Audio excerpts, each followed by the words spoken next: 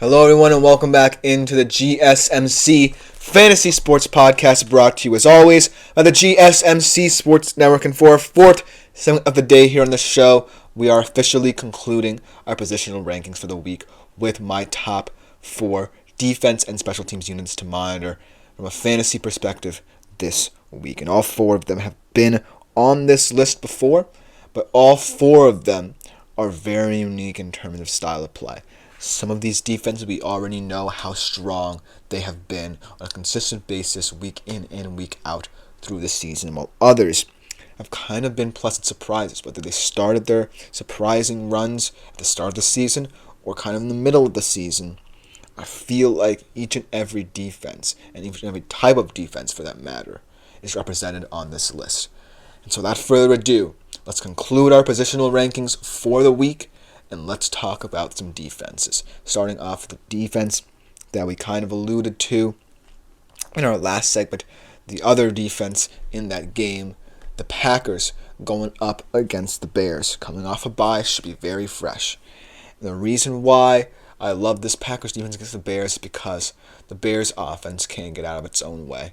Even if they try and reinvigorate it with a new offensive coordinator, I feel like they're going to struggle to really get going against a defense that predicates itself on turnovers. I was kind of wrong about this defense in that it's too reliant on things like takeaways, but against a game, and in a game, in the division, against a rookie quarterback who's kind of been a little bit frustrated this season, has had some positive moments but hasn't been able to string them together. He's going to want to come out a little bit too aggressively, and thus a defense as experienced as the Packers in terms of takeaways could take advantage of that. So while this is kind of a matchups-oriented one, it is a safe bet because I think Caleb Williams is going to look a bit erratic in this one and not necessarily play to a standard now that the Bears' offense would want out of him. That's why I have to acknowledge the Packers and what they can do against a very deflated Bears offense right now. And the second unit that I want to talk about has been one who's been a paragon of consistency year in, year out under Mike Tomlin. It's the Steelers defense. And yes, it's a tough game because this Ravens offense is so multifaceted. Lamar Jackson and Derrick Henry are two of the best offensive players in the league right now. The Steelers defense, I don't necessarily see that many flaws in it. You can maybe point to some flaws in the secondary, but that front seven is perhaps the best in the National Football League, and the secondary can paper over some cracks there. They have a lot of decent talent there as well. And so I feel like if they can get Lamar out of structure, focus on limiting the pass game, and kind of hyper-focus on stopping both him and Derrick Henry, they're as good as gold in this one.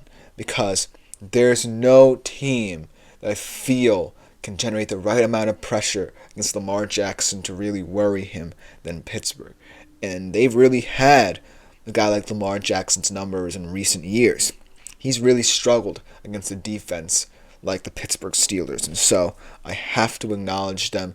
Another semi-matchup oriented one here, but I really do think that in a game where a lot of people might be wondering how the Steelers will look, expect very physical and gritty defensive play out of them and going all out to win this game and take command of the AFC North.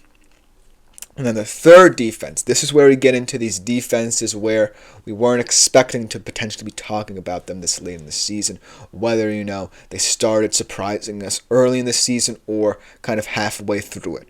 And this one is of the halfway through variety. They've had some impressive performances against some really good offenses in the Vikings and Lions, actually the Bills, but not necessarily, enough to merit perhaps you fully starting them week in, week out, but I like them in this matchup with the Jets because the Jets are kind of the Vikings/Bills light on the offensive side of the football in that they have the talent, but they just can't put it together. And so the Colts are going to take advantage of that very physical linebacking core So look for Breece Hall to be very limited in this game. Yes, I have some questions about the Colts secondary, a couple injuries there, a lot of youth as well in the secondary that's not yet fully developed, but I still believe that you can get the job done against a very frustrating and tension-filled Jets offense. They only had 3 fantasy points against Buffalo. Again, one of those offenses where when it gets going, the rails can come off for you really quickly on the defensive side of the football, but that's an aberration, I feel like. They've shown me that they're a physical defense that you can't underrate. I love guys like DeForest Buckner and Grover Stewart up front. EJ Speed and Zaire Franklin in their linebacking core, one of the more underrated linebacking cores in the league. And so look for them to really frustrate and continue to frustrate this really inept Jets offense. And I wish I weren't indicting the Jets as much in this one, but it's where we are in the season, and it's how bad they've been. That, I can praise the Colts defense of all defenses in the league and kind of indict the Jets as well. But it's where we are, because the Colts defense really has stepped it up a lot and elevated their game and proven that they have the capabilities to be a top 10 defensive unit in the league, like a lot of people expected they would be. Whereas the Jets simply haven't elevated anything. That's all there is to it. And our last defense has been the surprise defense of the whole year thus far. Did kind of get banged up and taken through the ringer against perhaps the best team they faced in Baltimore, but still kept that game against Kansas City close enough to where it came with an agonizingly close blocked field goal, even though it wasn't close at all, and we might have known it was coming. But against the Falcons, I feel like the Broncos' defense are the right defense in this matchup. What I mean by the right defense in this matchup is that the Falcons always will struggle against certain defenses, and defenses most especially that can generate pressure.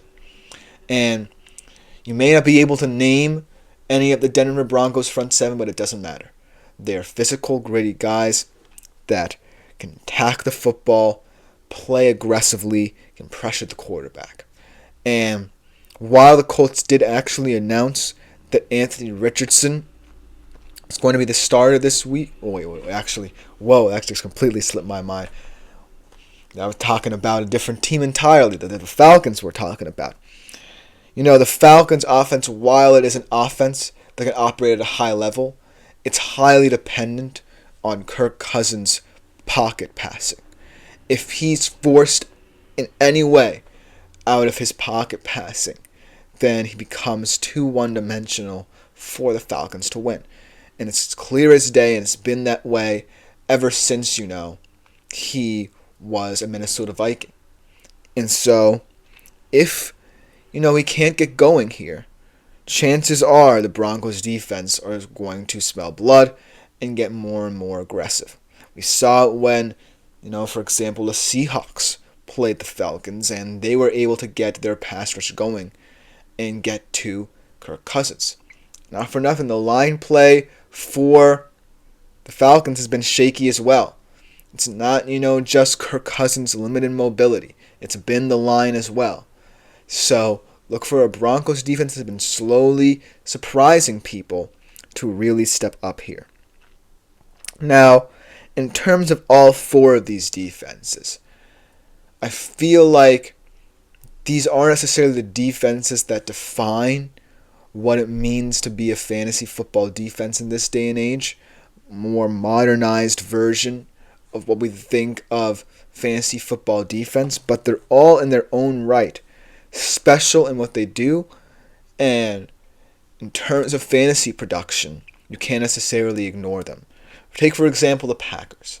I feel the Packers are so clear-cut in their identity as a defense that you can't ignore them, whether or not they allow 28 points because they have 4 or 5 turnovers. And then the Steelers, they're just the paragons of consistency. Like I say, it doesn't even matter if they generate turnovers. They're going to limit offenses to very few points.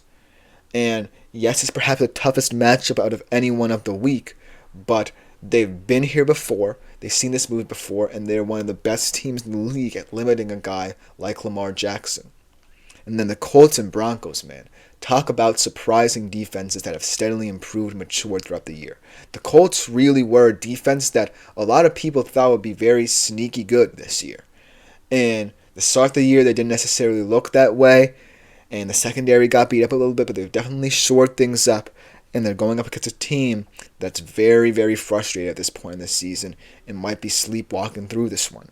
And the Broncos, they are in the right place at the right time kind of matchup right now, where they're facing a Falcons defense that really does not handle pressure. The Falcons offense does not handle pressure as well as others around the National Football League. Definitely not like the Baltimore Ravens. So look for the Broncos defense to really go off and prove why they're one of the most surprising units in the National Football League this year. But other than that, let me know what you think in the comments about how you view defense this year and potentially this week as well, because it's getting to the point where, you may have to start streaming defenses if they're not defined, and that's always going to be to your detriment if you don't have a decided defense this late in the season if you're making a fantasy playoff push. But let me know what you think in the comments. But for our last segment of the day here on the show, my weekly shadow report. The key wide receiver cornerback matchups will define the week in fantasy football. You definitely don't want to miss this segment right after we come back from this short break.